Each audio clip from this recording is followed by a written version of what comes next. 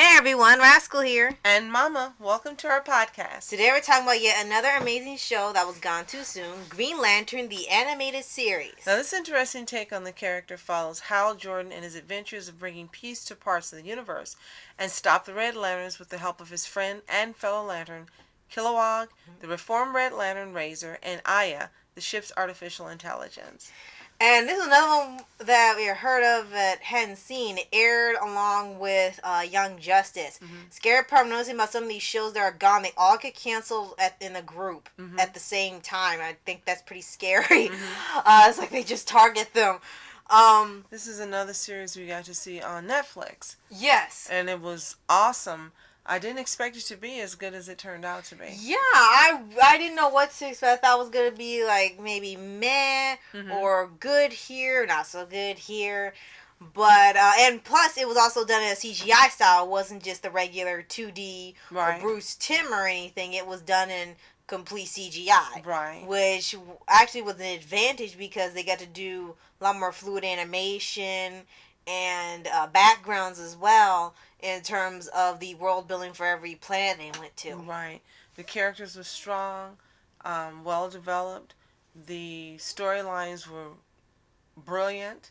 The action was always intense. And what I really liked about this series is as it progressed and went on, you got more and more backstory. It wasn't just an episode or two episodes that were dedicated to it. You got it as it went along. You learned more and more about Hal and about his teammates. Yeah. As it went along. And voice cast, they had a really great voice cast. Yes. They had Josh Keaton as Hal Jordan. Yes. Before Voltron. Before Shira. Yeah. They had Kevin Michael Richardson as Kilowog. They had Jason Bezak, who was also known for Kid Flash as a Razor. And then, what did they have as Aya? I thought it was Tara Strong at first, but no, it wasn't. Right now, it's not ringing a bell. I don't think she was familiar to me. It might have been Kathy Sushi. It might have been her, but I am not completely sure. That's the only one I don't know why I have trouble remembering. But it still had a stellar voice cast. Definitely. Not just in the main cast, but with the other characters that came in or guest starred. They even had like Ron Perlman on there doing the voices of Sinestro. I was just going to say that. Before he went rogue. Right. And even I think Kevin Smith they had at one point, like in Green Lantern, when he got to voice Hal Jordan. Right. It was an excellent series. It, as you said, it was gone too soon, and it doesn't look like they have any intentions of making another series like it for this character. And I know we've heard a lot of bad mouthing on the character itself because of the Green Lantern live action movie. Right. But this series is nothing like the movie. Right. It is just like night and day. And it deserves much more love and much more exposure. It's a really great piece of animation that DC put together as a series. And unfortunately, that's part of why it failed. The series was made to bank off the movie. It was made to bank off the movie, and then in toys it would get 3 in 1. The movie did so horrendously that they gave up on the toys. Then they just gave up on the show. They just gave up on everything. Far surpassed the quality of the movie. Yeah, and I think it's so unfair that people didn't give it a chance. Give it to just watch a couple episodes, and they would have seen, hey, this is nothing like the movie. Yeah. This is actually pretty darn good. Right. And I guess you could consider it almost like a spin-off if they had connected to the movie, but it seemed to have its own story rather than going right from where the movie left off.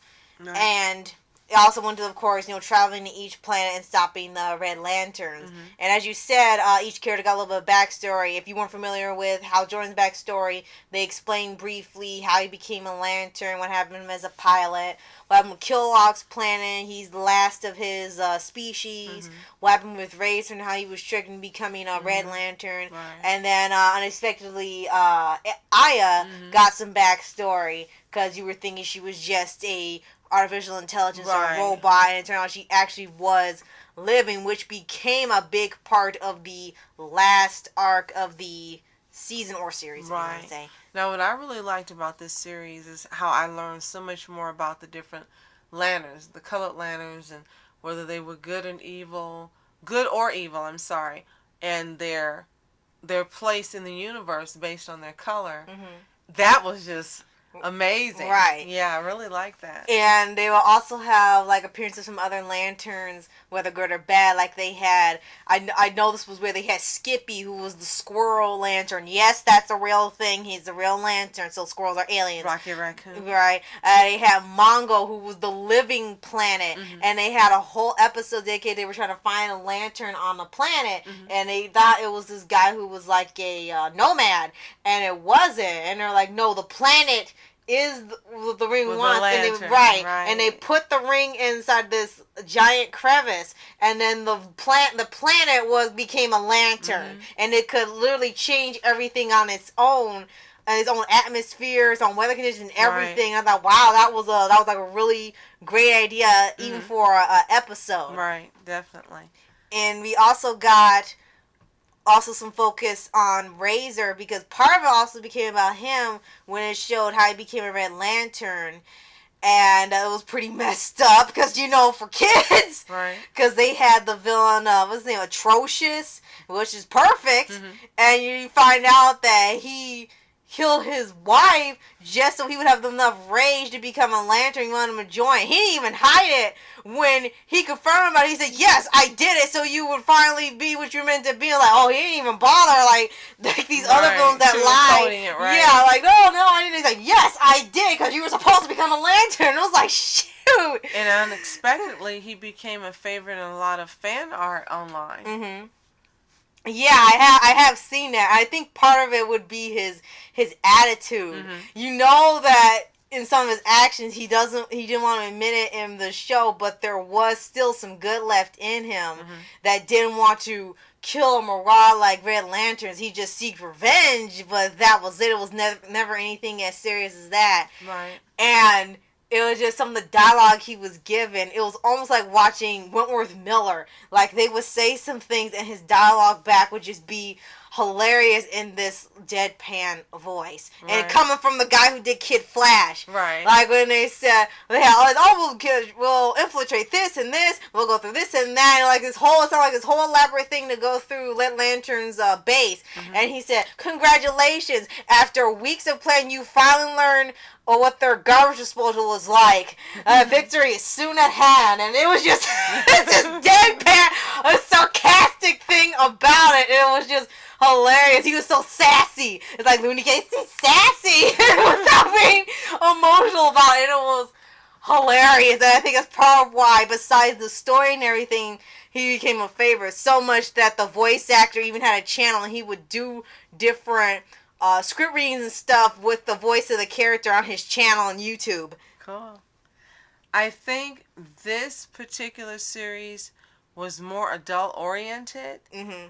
Definitely in the writing, the storylines, the action, and just the arc itself and how it went from season to season.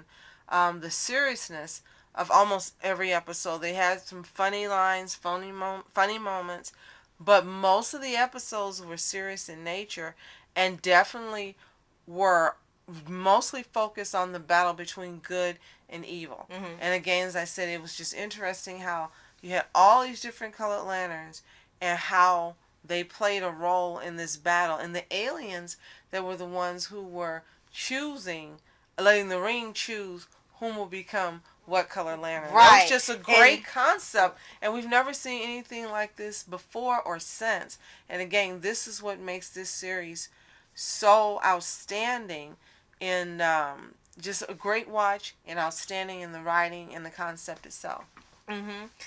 And each lantern, as you said, would stand for a different thing. It was will. Green was will. Blue was hope. Red was anger. Orange was green.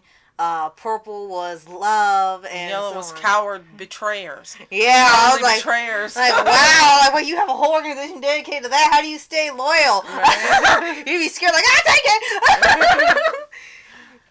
it.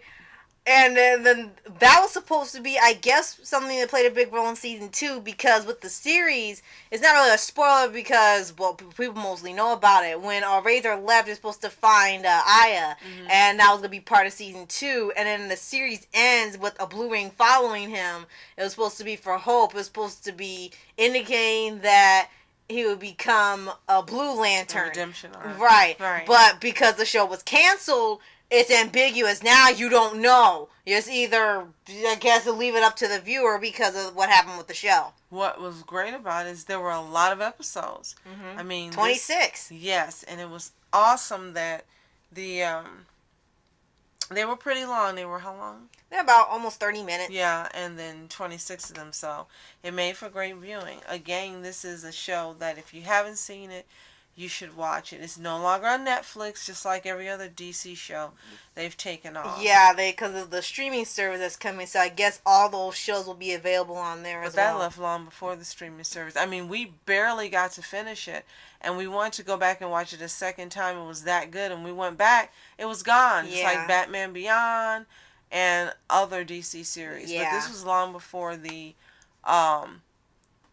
streaming service had even been a thought. Right. It's just suddenly they were snatched off. Right. But luckily it's available on DVD, so people can get it there or go to Amazon as well to watch it. Definitely. I think our favorite episode from the show would be one they had called... don't forget the Sapphires. The Sapphires, and they were Guardians of Love and stuff, so they weren't hippies, but no, it was really love. But one was Hal's ex-girlfriend. Right, which I couldn't help but laugh at. Right. And a part of it was sort of like an extreme to it. Yes, it was about love, but it was almost like forcing love on you. Like it would know like who was your past love or who do you truly love, even if you would never say it or admit it. The ring would know your heart's desires, and if someone would be like force you to join them or feed off of love or something, and sometimes it could get a little weird, but then sometimes they would have too much power and you had to know when to stop them. And so they became pretty interesting characters as well, whether they were enemies or allies. Right, definitely. Now, I would think my favorite episode from here was called Babel, when they were stuck on this planet that had almost no technology, and and they need to get some fuel from there, and all the rings powered down. And the ring was also, they found a universal translator, so none of them could speak English. Kilowog and Razor, when the rings powered down, they were back to speaking their alien language. But you could still get kind of what they were saying a little bit, even though there were no subtitles or anything. And Hal was trying to communicate them through charades, and he looked like something was wrong with him. Like, and he said, Hal, me, Hal. And they're like, what? And Razor was the only one kind of staring at him like he understood, but he didn't, because he started flapping his arm like he was flying, and he was just staring at him like he was mesmerized, like, what are you doing? And they eventually found, the Lantern to charge their rings, and they were back convinced, but it was funny because Razor couldn't recharge his because it was a green one, and even though he couldn't speak to them, he still would have these smart A things to portray. Like, when they gave him the thing to recharge, and he was looking at him like, and he held the ring like, I can't do this. And he was like, oh well, and they just let it go. And when they had to trade in stuff for a ride, Razor had all of these weapons like behind his back. He had like sword after sword, ninja star, blade, knife thing, and they were like, how many weapons you got? And he stopped. He had like 10 or 15 weapons, and like, that all can't fit behind there. I think that episode itself really was saying the importance of communication and being able to talk and speak amongst the different species everywhere. If they didn't have those rings providing that method of communication, you wouldn't have all these guardians of the galaxy, Disney's version, saving the worlds all over the universe. So I think that was really the message, that the rings were an important component of providing that communication that was necessary. Also, I wanted to say, I think that every time they would visit a planet or visit someplace in the universe, The depictions of the environment were really great. You never went somewhere and saw things that looked the same twice.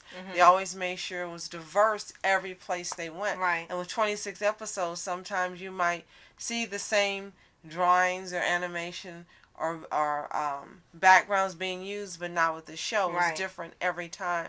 And that really, really made it for really entertaining viewing. Right. It never looked like it was copy pasted. Exactly. Or it didn't look like it was something you could see on Earth and they just put it on a planet and be like this is just here, right? Like Right.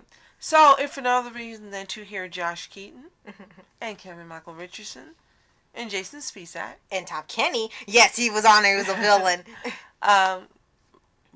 Rent or buy Green Lantern animated series, also known as GTLAS, today. Like BTAS. Yeah, today. Oh, also got to mention, the only bad part of the show was Guy Gardner. Yeah, he's always the bad part of every show. I'm sorry, he was. They literally only let him in because he was like really just an a-hole towards Hal, and the Guardian, and some of the Guardians just loved it because part of them didn't like Hal, and the fact that he was just ridiculing him all the time and was supposedly doing better, they loved him. So it was like, that's the only reason why you end this. I guess he improved by the end, but I still don't want to see him. I'm sorry if you are a fan of that Lantern, but I don't want to see him. Okay, that's it. Go away. Okay, that's it. I'm Ask Entertainment. And I'm Mom Entertainment. Have a fantastic day. Peace.